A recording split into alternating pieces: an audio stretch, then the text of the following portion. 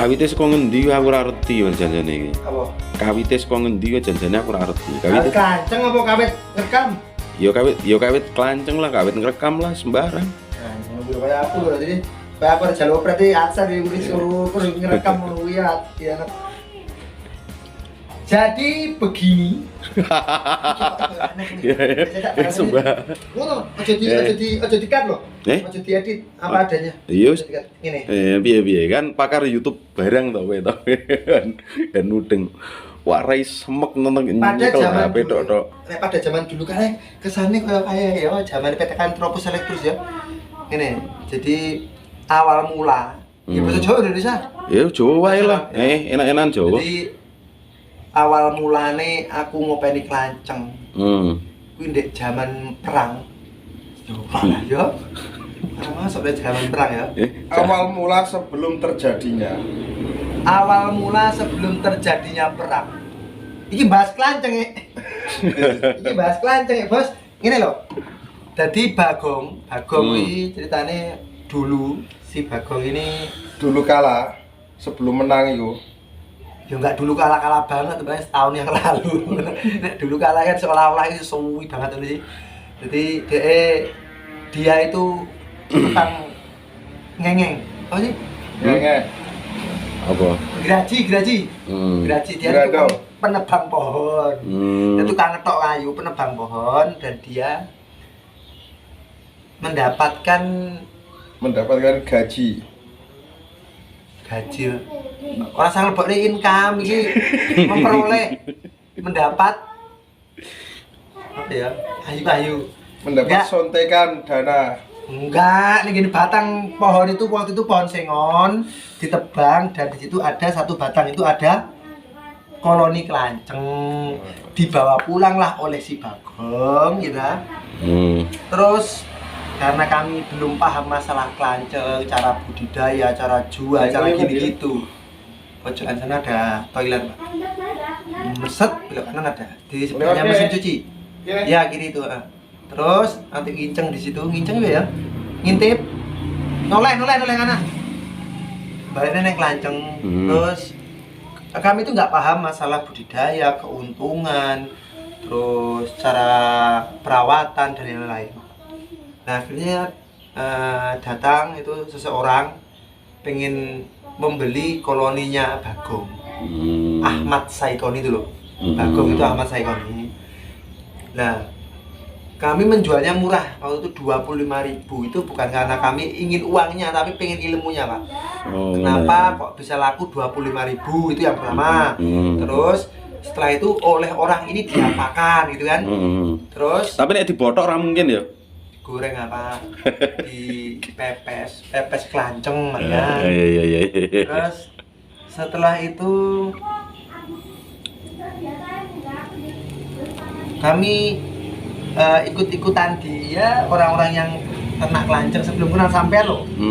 Ternak klanceng sudah untung ini jalan negara maaf. Kalau ini kalau jalan saya pribadi sudah saya tutup jalan negara jadi biasa kalau lalu lalang.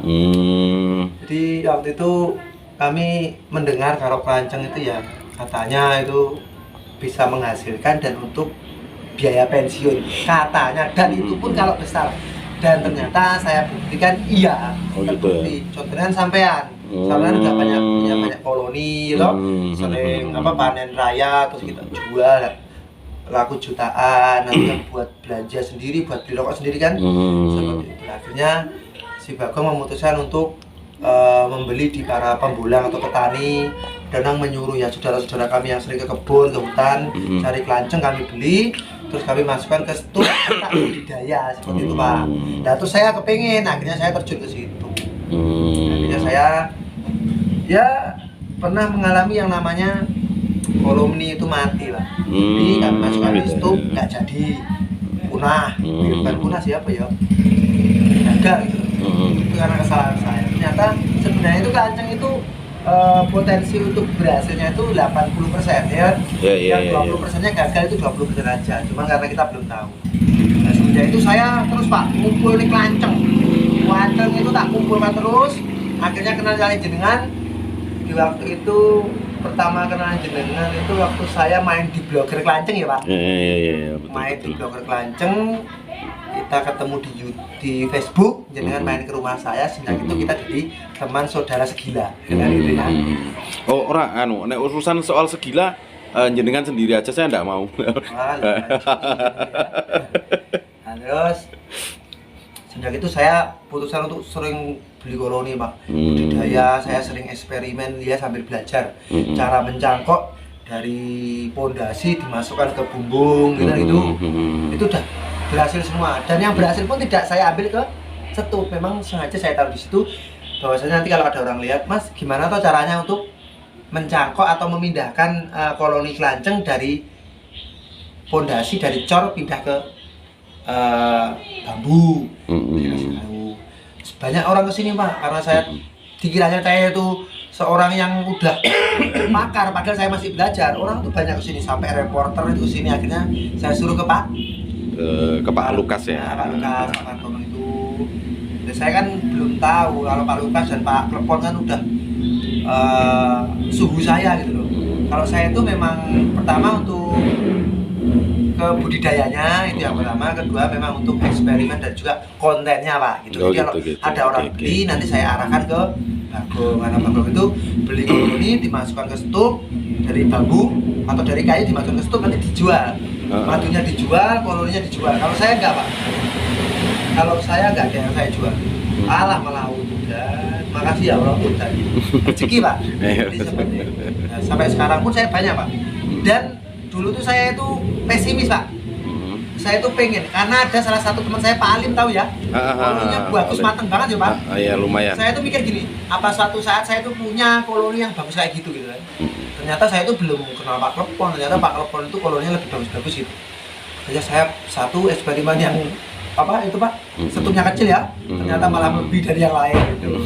Dan itu yang koloni yang paling saya sayang Pak. Jadi kalau ada orang sini beli, ya memang tidak saya jual karena itu kebutuhan konten saya dan madu, sementara memang untuk konsumsi pribadi ya, seperti saya dan anak-anak dan keluarga gitu Pak. Kebetulan saya senang hiking Pak, mendaki, dan mendaki itu saya kadang-kadang beli madu tawon. Dan sekarang saya sudah punya stok madu klanceng, memang tidak untuk saya jual tapi karena saya konsumsi sendiri. Kalau mungkin ada orang yang membutuhkan sedikit, ya saya jual.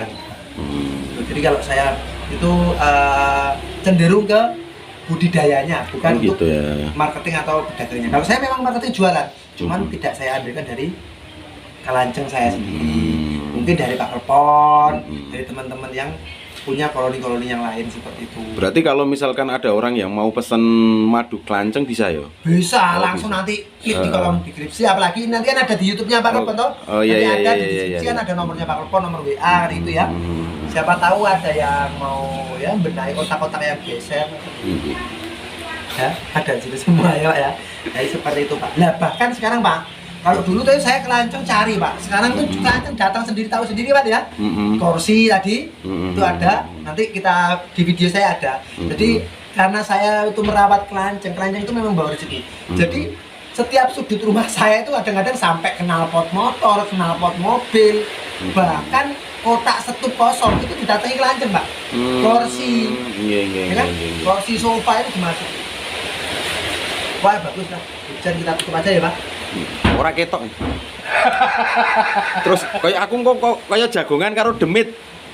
Lightingnya di bawah teman saya Pak. Oh, ngono ya. Lighting. Biasanya kita kan pakai lighting ya. Iya. Dek, kakak sayang itu ditutup itu ya situ. Maklum desa Pak. Tapi wajah saya jelas Pak. Oh, jelas arogan.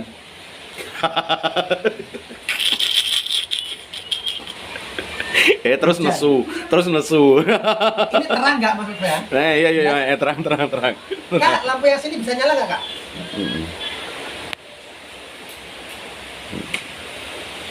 Sedikit membantu lah ya.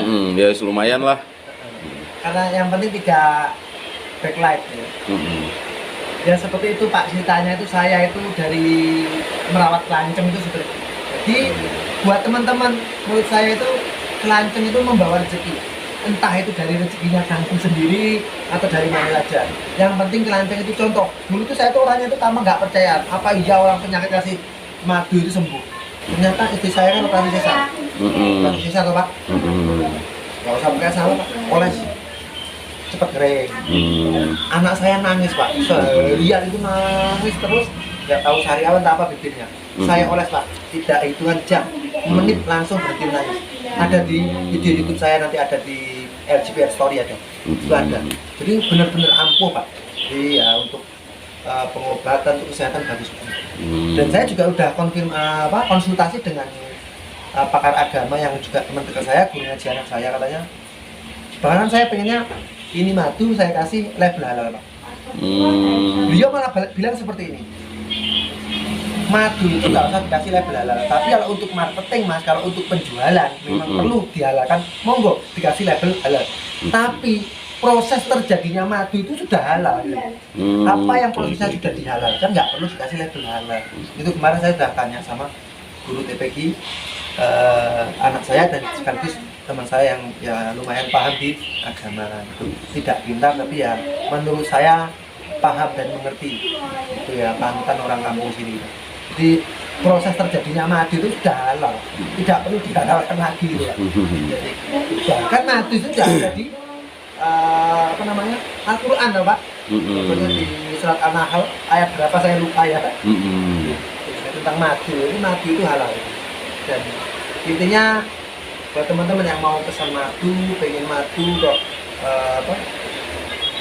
terus pengen lebih paham dengan yang namanya manfaatnya itu, kalau kekurangan nggak ada menurut saya. Kekurangannya itu mahal ya gitu ya. Jadi info untuk awal kali tertariknya jenengan nggunane kancleng kuwi motivatore ku saka ngendi atau mungkin inspirasine saka mana? Dari motivasinya karena saya orangnya pemalas. Pemalas itu cocok buat saya karena si kelanceng ini tidak merawat. Dia cari makan sendiri. Kita mungkin ya sedikit-sedikit hanya menyiapkan vegetasi gitu Pak ya. Itu aja. Itu aja Pak. Kalau motivasinya ya karena menurut saya itu cocok dan pokoknya ya mantep lah di saya Pak. Mantep pokoknya. Itu aja menurut saya. Oh, ngoten ya. Serius itu. Bahkan itu udah ada yang mau beli 3 setup saya. Itu 3 setup saya itu saya beli sekitar paling mahal sama kotak-kotaknya itu sekitar 150. Itu sudah ada yang menawar 1.050.000. 1.050.000 3 setup Pak. Satunya itu 350.000. Itu tidak saya kasihkan karena memang bukan saya sombong, enggak, karena saya memang tidak ingin menjualnya gitu. Kalau mahal sih mungkin saya jual, cuman ini memang dia itu yang mau Jawa bibit karet yang ulangan apa ya? Cikal bakal Pak. Cikal bakal itu jadi kelanceng saya itu. Itu biar simbol. Kalau saya habiskan koloni Mas Januar nang gene LGPR kelanceng lho, mana kelancengnya kan nggak ada gitu. Oh gitu. Dan saya budaya kelanceng berarti saya kan punya kelanceng. Ya berapa Bang? Ya. Sebagai tanda Pak. Saya punya kelanceng itu sudah banyak Pak. 1, 2, 3, 4, 5, 6, 7, 8 Pak. 8. Kalau kemarin tuh baru 4, mati 1, hilang 1, akhirnya tumbuh lagi Pak. Tumbuhnya datang sendiri. Setup. Nah ini calonnya nanti di kursi juga ada Pak. Ya segitu aja. Kalau rencana untuk pengembangan atau mungkin rencananya untuk jenengan sendiri ku mau mempunyai berapa setup toh? Minimal untuk di tahun ini, di tahun ini tuh paling sedikit saya harus punya 30 stuk dulu. Oh, 30 stuk ya. Minimal Pak ini Pak. Oh gitu, oke. Tahun ini, di tahun 2023 loh. Bukan tahun 2022 loh. Besok udah setahun loh. Oke. Nanti malam itu jam 12 siang kita masuk ke WC, keluar udah setahun ya. Oh gitu ya. Berarti nungguannya WC setahun? Setahun. Oh, buset. Mungkin di tahun 2023 itu saya minimal harus punya 30 stuk. Oke. Kalau bisa ya lebih lah. Amin. Nah, baru nanti saya ingin bisa untuk panen madu dan kami jual. Kalau sementara untuk konsumsi pribadi aja. Oh gitu nggih. Kalau ada orang beli mungkin saya lempar ke Pak Klepon, ke Manjenengan atau ke Mas Bakung dan teman-teman yang lain yang penting jangan lupa di saya dan Pak Klepon itu madunya alami guys, tanpa campuran, asli. Gitu Pak ya. Siap. Bahkan kalau mau beli, mau datang ke tempat kita ya Pak ya, langsung kita kasih tunjuk untuk pas panen, pemerasan dan packagingnya. Jadi tanpa ada bahan campuran atau madu campur, enggak, madu kelanceng asli tanpa campuran madu yang lain. bisa datang, bisa ikut sambil di video. Ini loh madu kami seperti itu. Mungkin teman-teman yang dari luar Jepara ya Pak ya, luar Jawa Tengah kalau udah lihat video ini kalau mau datang silahkan datang.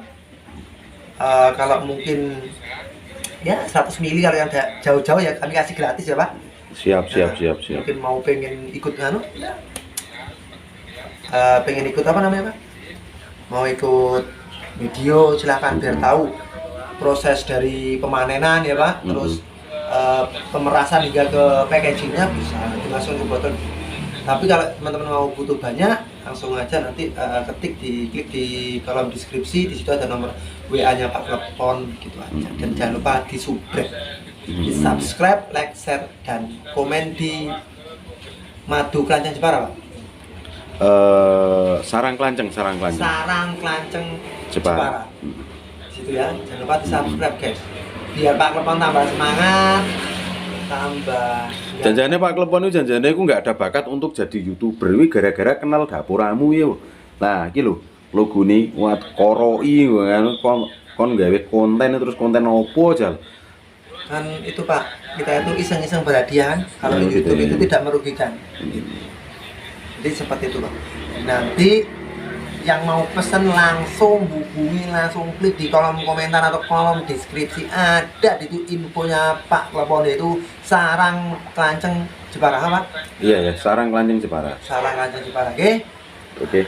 Tutup lah. Sekian. Assalamualaikum warahmatullahi wabarakatuh. Subscribe, pokoknya subscribe.